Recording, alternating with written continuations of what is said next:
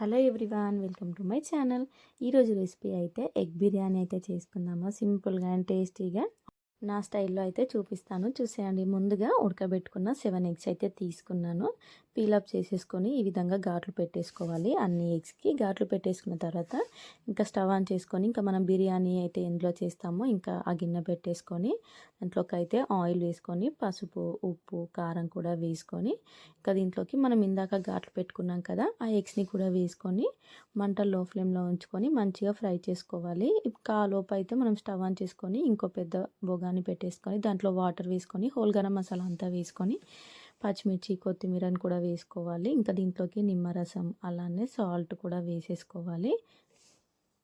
బాస్మతి బియ్యం అయితే ముందుగానే ఒక హాఫ్ అన్ అవర్ అలా ముందుగానే నానబెట్టాను. ఇంకా వాటర్ మరిగేటప్పుడు దాంట్లోకి అయితే రైస్ని వేసేసి మంచిగా ఒక 90% అలా ఉడికించుకోవాలి. ఇప్పుడు మనం ఎగ్స్ అయితే మంచిగా ఫ్రై చేసుకొని తీసుకున్న తర్వాత ఒక 1 స్పూన్ వరకు నెయ్యిని కూడా యాడ్ చేసుకొని అదే ఆయిల్లోకి హోల్ గరం మసాలా వేసుకొని అలానే సన్నగా కట్ చేసుకున్న ఆనియన్, పచ్చిమిర్చిని కూడా వేసుకొని ఇవి కొంచెం ఫ్రై అవ్వనివ్వాలి. ఇవి కొంచెం ఫ్రై అయిపోయిన తర్వాత దీంట్లోకి అల్లం వెల్లుల్లి పేస్ట్ని కూడా వేసుకొని మంచిగా కలిపేసుకోవాలి. ఇప్పుడు 2 టమాటాలని కూడా సన్నగా కట్ చేసుకొని దీంట్లోకి వేసుకొని టమాటా కొంచెం సాఫ్ట్గా అయిపోయిన తర్వాత ఉప్పు, కారం కూడా వేసుకొని అలానే ధనియాల పొడి, జీలకర్ర పొడిని కూడా వేసుకోవాలి. ఫ్రెష్గా ఉన్న కొత్తిమీర అలానే పుదీనా కూడా ఉంటే పుదీనా కూడా వేసేసుకొని మంచిగా కలిపేసుకోవాలి. ఇదంతా మంచిగా మగ్గిన తర్వాత ఒక 1 కప్ వరకు పెరుగుని కూడా వేసుకోవాలి. చిక్కటి పెరుగునైతే వేసుకొని ఫ్రైడ్ ఆనియన్స్ని కూడా కొన్ని వేసుకొని మంచిగా కలిపేసుకోవాలి. ఇంకా మనకైతే రైస్ అయితే ఆల్మోస్ట్ ఉడికిపోయిందనమాట. 90% అయితే ఉడికిపోయిన తర్వాత ఇప్పుడు స్టవ్ ఆఫ్ చేసేసుకొని ఇప్పుడు మన గ్రేవీ అయితే రెడీ అయింది కదా, దానిపైన ఫ్రై చేసుకున్న ఎగ్స్ అన్నీ పెట్టేసుకొని ఇంకా పైనుంచి అయితే మనం రైస్ అయితే ఉడికించుకున్నాం కదా, ఆ రైస్ని అయితే వేసేసుకోవాలి. నేనైతే లేయర్స్లా వేయకుండా ఇంకా కర్రీ పైన ఒకటే లేయర్గా రైస్ మొత్తం వేసేసాను. ఇంకా పైనుంచి అయితే ఫ్రై చేసి పెట్టుకున్న ఆనియన్స్ అలానే కొత్తిమీర కూడా వేసుకున్నాను. మీ దగ్గర పుదీనా ఉంటే పుదీనా కూడా వేసుకోండి, నేనైతే వేయలేదనమాట.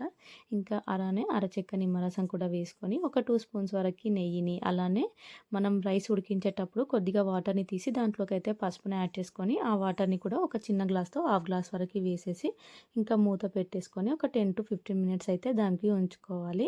అంతే అండి, మనకైతే సింపుల్గా టేస్టీగా ఎగ్ బిర్యానీ అయితే రెడీ అయిపోతుంది. మనమైతే ఆ లోపు ఇంకా బిర్యానీలోకి అయితే రైతా ప్రిపేర్ చేసుకుందామా. ఇంకా దాంట్లోకి చిక్కటి పెరుగుని తీసుకొని దాంట్లోకి కొద్దిగా వాటర్ని యాడ్ చేసుకొని మంచిగా కలిపేసుకోవాలి. ఫస్టే కలిపేసుకున్న తర్వాత ఇంకా మీకు నచ్చిన వెజిటేబుల్స్ అంటే కీరా, క్యారెట్, ఆనియన్, గ్రీన్ చిల్లీ అలా వేసుకోవచ్చు. మీకు ఏవి నచ్చకపోతే ఉత్తగా పెరుగుతో కూడా సర్వ్ చేసుకోవచ్చు. నాకైతే ఇలా రైతా లాగా ఉంటే ఇష్టం అనమాట. ఇంకా కీరా ఒకటి స్కిప్ చేసేసి క్యారెట్, ఆనియన్ అలానే గ్రీన్ చిల్లీ సన్నగా కట్ చేసుకున్న కొత్తిమీరని కూడా వేసుకొని కొద్దిగా సాల్ట్ని వేసుకొని మంచిగా మిక్స్ చేసేసుకోవాలి. అంతే అండి, ఇంకా మనకైతే బిర్యానీలోకి అయితే రైతా అయితే రెడీ అయిపోయింది.